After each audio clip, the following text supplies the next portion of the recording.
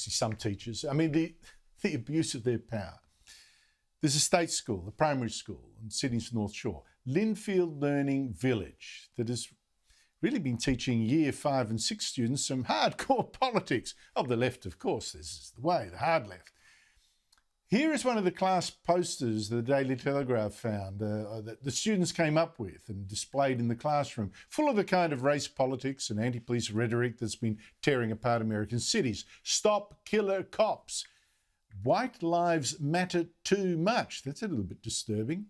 Pigs out of the country. And end white supremacy, as if we've got the Ku Klux Klan running the joint. The Education Minister in New South Wales has ordered a review into those posters, warned teachers not to preach their politics at their students as if they needed to be told. Joining me is child psychologist Clare Rowe. Clare, thanks for your time. Look, maybe I'm being unfair, Clare. Maybe this stuff all, came from the children themselves. I've been thinking about this quite a bit, maybe talking to their parents. These grade 5s and 6s, what do you think? This is them speaking, or are they parroting what they've been taught? They're parroting someone, Andrew. This is not an original thought by grade 5 or 6, which is 10, 11 years old. So they're parroting someone. We don't know whether that was explicitly taught to them by the teacher. I mean, I don't know. I haven't seen today what the learning outcomes were for this project. What was the brief? I don't know what the other children's posters looked like. Amongst those scrawling kind of hashtags there about stop white supremacy was also hashtag save the turtles in the middle of all that, if you zoom in. So that's so again, I'm not sure what the brief was on that project, but anyhow, so not very many things I think shock me these days when it comes to what's going on in our classrooms, but this did today. And I think it's shocking because we've got the actual images here, and I think what's hard to believe is that a teacher, even if we gave them the benefit of the doubt and we said, right, well these students just wrote this and it's come from their parents and they wrote it, how they could think that was appropriate to display, and the lack of insight perhaps they had even of their own protection, of their own kind of employment and career, to think, well, goodness, I can't put this up and display it because, outrageous. I mean, they just kind of ploughed ahead and did that is obscene. Well, the display of it is a sort of endorsement of that, even if it's not explicit. The fact is, is it actually healthy for a poster like that to be sitting there in the class, stop killer cops, like police are, you can, 1, call them cops, and 2, assume that they're going out killing people. And also this other one that didn't get much publicity, white lives matter too much. I mean, excuse me? How can you have that in a classroom? Yeah, absolutely. And look, where does I saw online today the many kind of comments about this, and the vast majority of people are completely and utterly shocked and calling for, obviously, the resignation of this teacher. There were still some comments saying that, look, in a democracy, if a child writes that, what is that teacher's right to say, well, we can't display that work?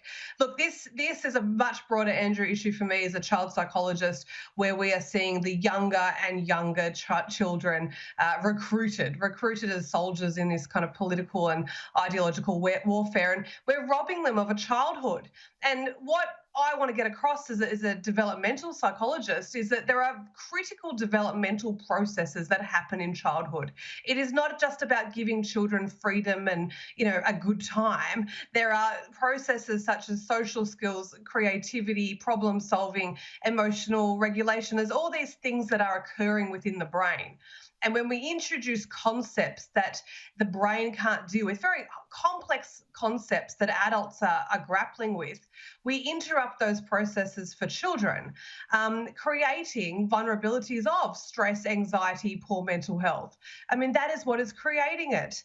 And I want my children, as a mother as well, I want my children to go to school to learn the very fundamentals of a good academic education and to start learning critical thinking, problem solving, using topics that they can grapple with at their kind of 10-year-old level. Now, whether that's, something to do with the school canteen and we learned good debating skills around that, great.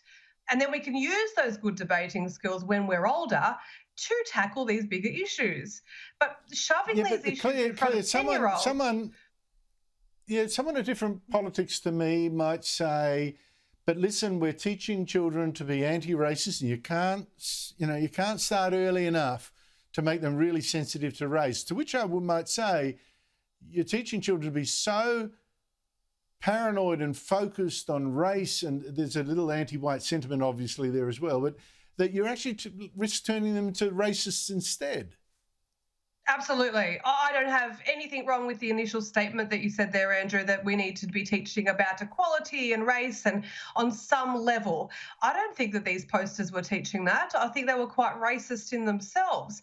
And what are we accomplishing by this? We're making children terrified of the police, anti the police. And I think it was the police minister who quite rightly said, this comes at a time where we're trying to encourage sexual abuse victims to come forward, come to the police, speak to the police. Consent laws. The police are there to help. Speak up, come forward. And yet now we've got children who are anti-police, killer cops, get the pigs out of the country. I mean, this just goes absolutely... I don't see anything good out of this other than terrifying children. Clare Rowe, thanks for your time. Thanks, Andrew.